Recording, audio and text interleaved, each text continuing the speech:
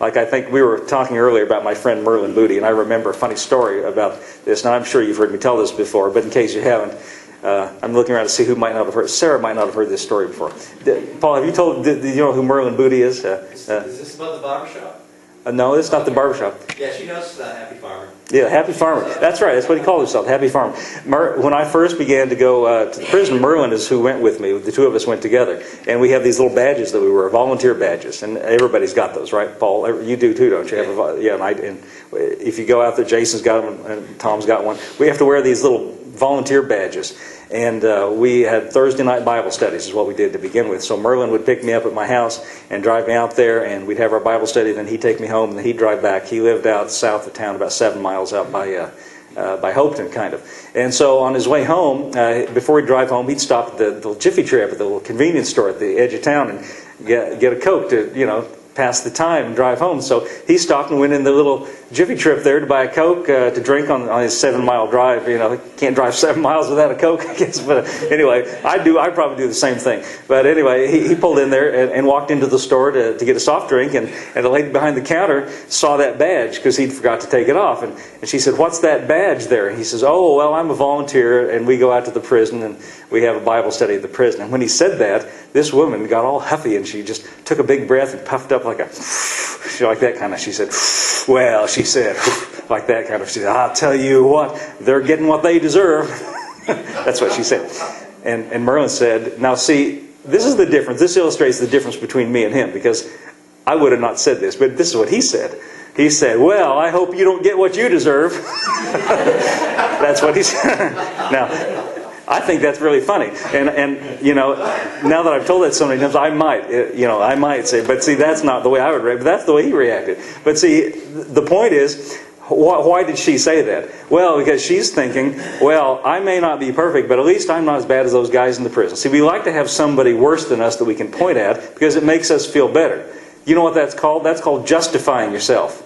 You see, justification means it's like we imagine a sliding scale of righteousness, and if we can pile up enough unrighteous people on the other side, it pushes up us closer. That's the way we think. That's why we say something like to justify ourselves by finding, if I can find enough people worse than me, then it makes me better. Really, it doesn't, though. It doesn't make you better. And what Jesus illustrates in this story is, not only is the woman taken in adultery guilty, and no doubt about it, she's guilty, but the rest of them were also guilty. In fact, everybody's guilty except for Jesus. If everybody got what they deserved from God, it would be death. We don't deserve anything from God other than payment for what we've done. But Jesus comes not with justice and judgment and payment for what we've done. Paul says in Romans chapter 6, the last verse, verse 23, it says, "The wages of sin is death." And that's the message of the law. If you break the law, the wages of sin is death. But, Paul says, but, the word but is very important. That's true. The wages of sin is death. But the grace of God, or the gift of God, is eternal life through Jesus Christ. You see, on the one side is the wages of sin is death, and that's true. There's no doubt about that. It's not, we're not doing away with that. But God's got something by grace. It's the gift of God. God offers us a gift, a free gift, not what we've earned, but what He offers us freely by His grace. And that's what Jesus is illustrating here. He says, "Woman, where are those thine accusers? Hath no man condemned thee?" Verse 11. She said, "No man, Lord." And Jesus said unto her, "Neither do I condemn thee. Go and sin no more." Now, the church has specialized in the last half of that message, but ignored the first part. I don't think it's fair to preach the last half, go and sin no more. In other words, it's not really fair to preach a message of don't sin, you better not sin, unless we first tell you're not condemned.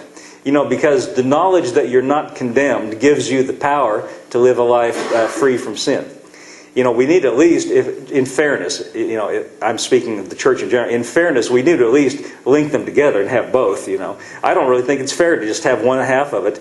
But, historically, the church is really specialized in you better not sin. Now, if you just preach that half of it, it condemns people. People feel condemned, you see.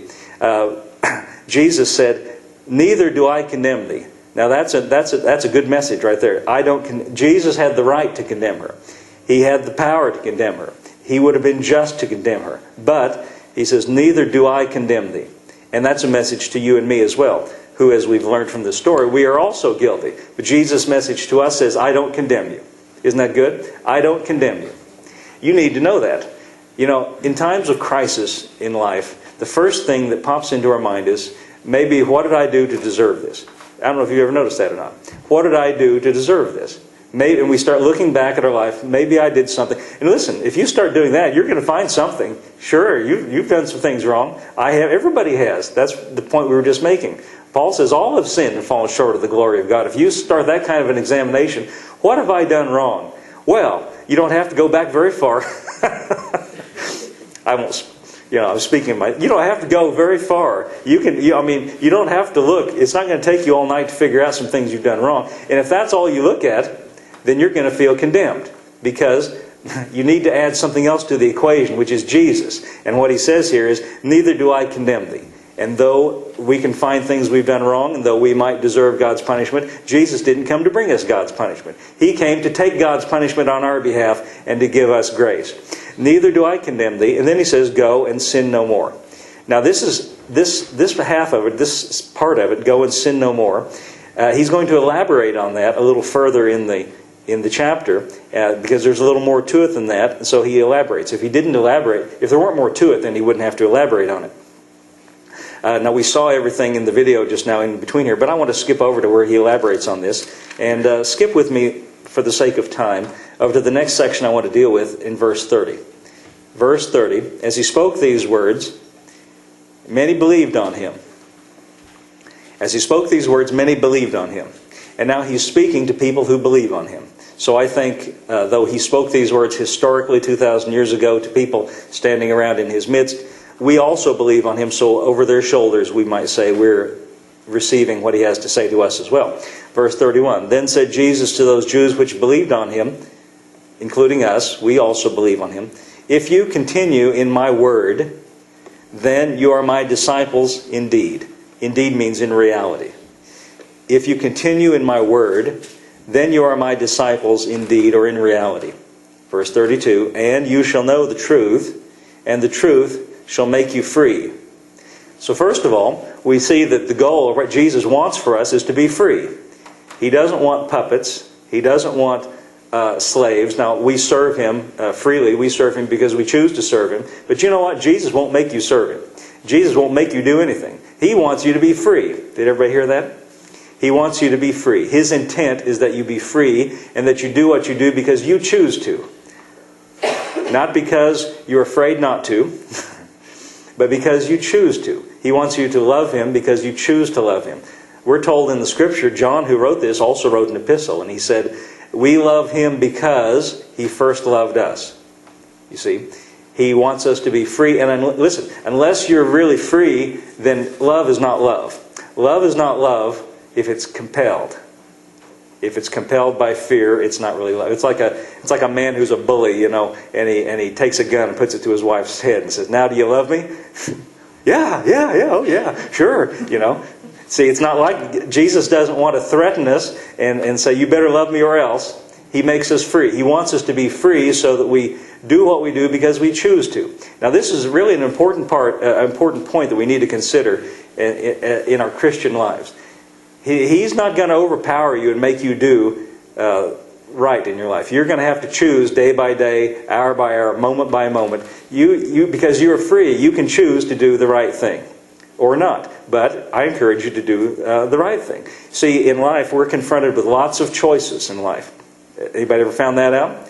We have lots of choices in life. And we have to choose each time to do the correct thing and the right thing. Sometimes we make mistakes. Sometimes when the pressure's on, we say something we shouldn't have said, or do something we shouldn't do, or act in some way we shouldn't have acted. But then we have to remember Jesus says, neither do I condemn thee. See, what he wants us to be is to be free. But notice what he says about this. Go back to verse 31.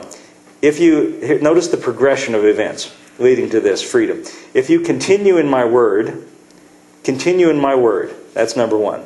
Continue means to, not just one time, but continue, to keep receiving from.